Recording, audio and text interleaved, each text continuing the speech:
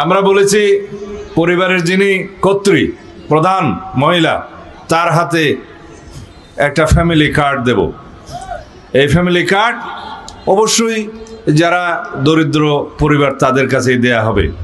তার মাধ্যমে তার পরিবারের সচ্ছলতা আসবে, স্বনির্ভরতা আসবে, তিনি মর্যাদা প্রাপ্ত হবেন, নারীর নিরাপত্তা নিশ্চিত হবে, ক্ষমতায়ন হবে।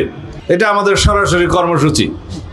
এর বাইরে আমরা কৃষকদের জন্য কৃষি কার্ড, ইমাম মুয়াজ্জিম খতিবদের জন্য সরকারি ভাতা সহ খেলাধুলার ক্ষেত্রে, শিক্ষার ক্ষেত্রে, কারিগরি শিক্ষা, কর্মক্ষম হাত গড়ে তোলার জন্য আমরা অনেক কর্মসূচি নিয়েছি।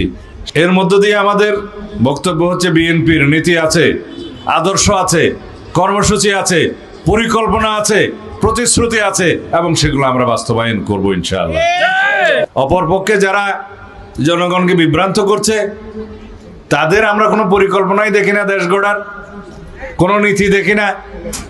আদর্শ তো একটা আছে এবং সেই আদর্শ নিয়ে বিভ্রান্তি ছড়াচ্ছে।